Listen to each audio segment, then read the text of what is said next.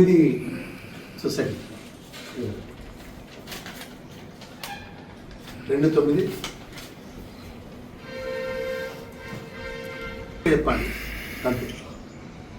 అంత తప్ప ఏం మాట్లాడినా మీకు ఈ కాపీ మీకు ఇస్తాం చదువుకోండి ఇంగ్లీష్లో.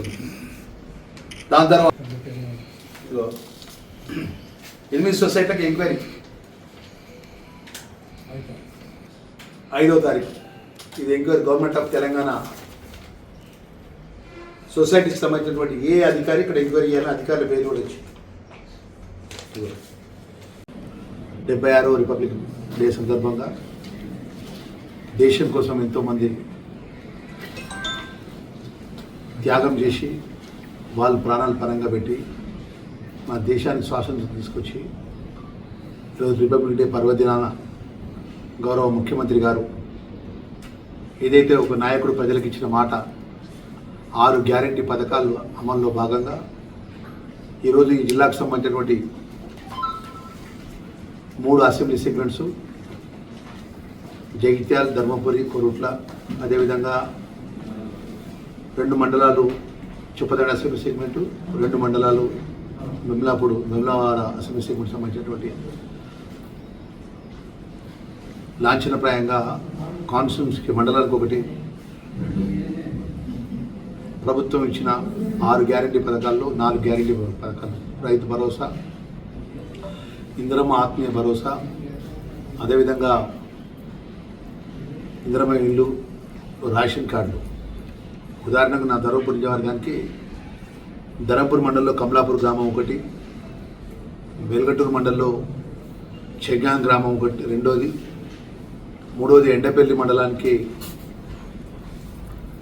రాజరంపల్లి గ్రామం, 4వది బుగ్గార మండలానికి సంబంధించినటువంటి మండలంలో దీర్సాని గ్రామం, అదేవిధంగా గొల్లపల్లి మండలంలో అబ్బాపూర్ గ్రామం, పెగడపల్లి మండలంలో లాగలబరి గ్రామం. ఈ గ్రామాలకు సంబంధించినటువంటి ఈ 4 పథకాలు ప్రభుత్వ నిబంధనలకు అనుకున్న అర్హత ఉన్న వాళ్ళందరికీ ఈ 4 గ్యారంటీ పథకాలు అమలు చేయడం జరుగుతుంది. దానికి నేను చాలా మంచి వ్యక్తిననే మాట్లాడే మాజీ మంత్రి కొప్పులీశ్వర్ ఒకటే మాట్లాడుతున్నా. రైతులకు సంబంధించిన సొసైటీ డబ్బులు లెక్క పెట్టద్దా చెప్పు.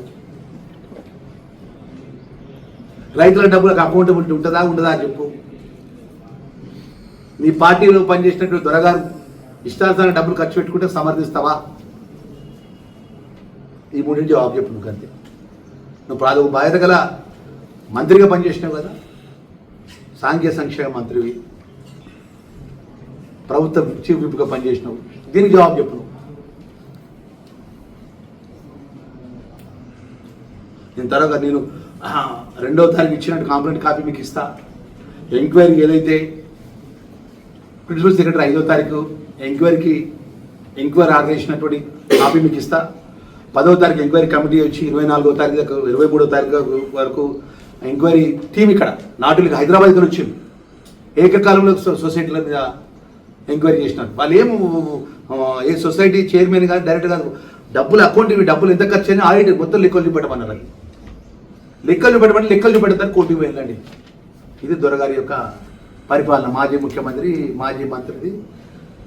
ఇక్కడ ఈ జిల్లాకు సంబంధించినటువంటి, ఈ ప్రాంతానికి సంబంధించినటువంటి పెగడపల్లి దొరగారు, ఇంకొక గొల్లపల్లి దొరగారు ప్రశ్నిస్తే కథమే. ఇక మేము బతికే పరిస్థితి ఉండేది. ఇప్పుడు మేము డబ్బులు లెక్క ఏమి చెప్పమంటే కథంగా ఎట్లా అంటే ఏది పడితే అది మాట్లాడతారు. మేము ఎవరికి ప్రజలకు జవాబుదారి. ప్రజాపాలన ఉన్నటువంటి గౌరవ ముఖ్యమంత్రి పరిపాలన ఒకట ప్రజలతో ఎన్నుకోబడే శాసనసభ్యుడిగా ప్రజల పక్షాన్ని మేము ఉంటుంది తప్ప మేము ఎవరి వ్యక్తిగత కోపం కాదు.